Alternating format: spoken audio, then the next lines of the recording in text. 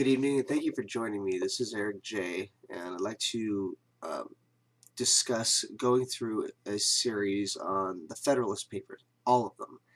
I'm going to be releasing several video analyses of each and every single Federalist paper from 1 through 85 and, over the course of however long it takes, a couple of months, so that people can get a really go into the meat behind the Federalist Papers and understand exactly why they are important and exactly what they entail. Now, to define what the Federalist Papers actually are, they are a series of newspaper articles published by three gentlemen: Alexander Hamilton, James Madison, my apologies, and John Jay, the last one being a former Chief Justice of the Supreme Court. All three of them published stories under the pseudonym of Publius, Publius, and they all addressed different aspects of the Constitution. Now, why would they even need to do this? Well, before the creation of the Federalist Papers, the entire nation was acting under the auspices of the Articles of Confederation. Now, before people think about, oh, Confederation, Confederates, and then think of the South, all a confederation is simply a joining together of sovereign entities, or in this case, sovereign states. So, really, our union is just another form of confederation. But that will be gone into greater depth as we analyze and as we analyze each and every single Federalist paper. Now, that being said, initially, all of the states, all 13 states, colonies at the time, were operating under the Articles of Confederation, but due to the inherent weaknesses of the Articles of Confederation, the members of the Congress of that time decided that they had to select several delegates to represent each state and come together for a committee to figure out how to fix the Articles of Confederation to eliminate the flaws. Now, the flaws at the time were rampant inflation. Each state was printing its own money. There were times where several states just refused to contribute troops to the cause of the revolution. And obviously that caused some a great deal of consternation among the with General Washington and the rest of the Revolutionary Army, or the Continental Army, because it was difficult for them to prosecute a war with such issues.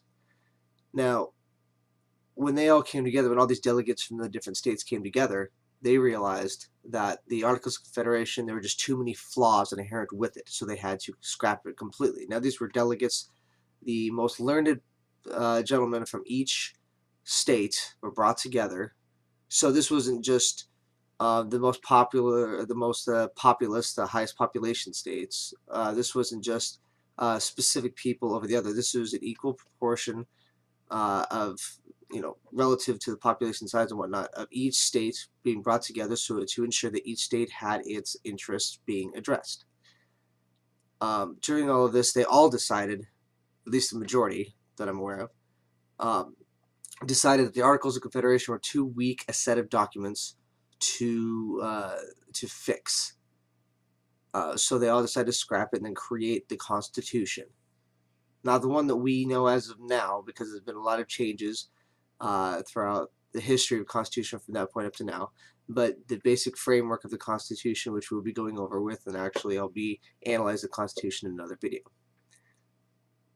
But they decided to take this Constitution, after it was put under heavy consideration, heavy debate, and once it was done, they decided to put it out for ratification amongst all of the 13th states at the times. And the Federalist Papers were the Federalists' response to people who had issues with this brand new Constitution, especially since no one agreed to scrap the Articles of Confederation, and they just barely threw off a dictator in the form of King George.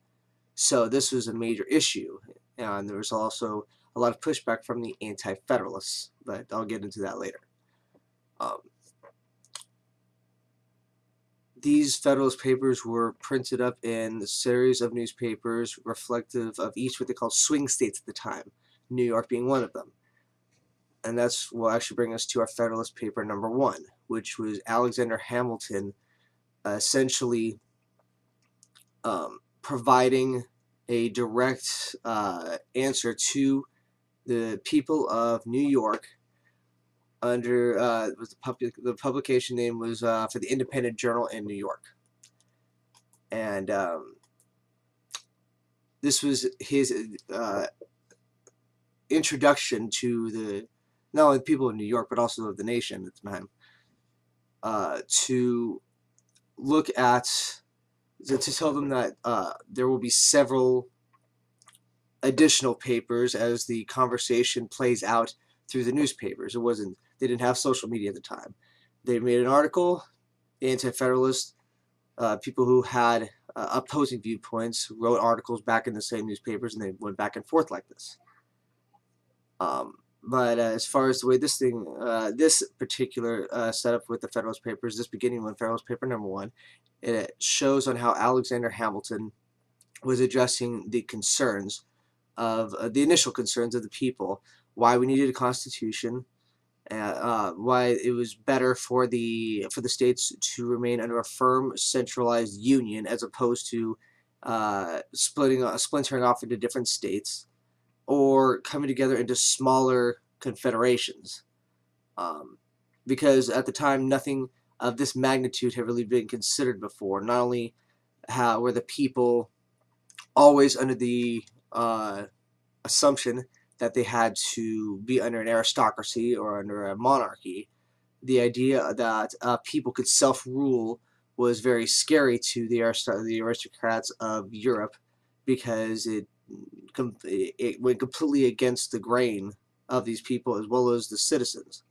So right now they were just trying to explain how it was possible, and Alexander Hamilton also addressed the fact that there are some entities who had a vested interest in not consolidating the states into a centralized union. Here actually is how he described them.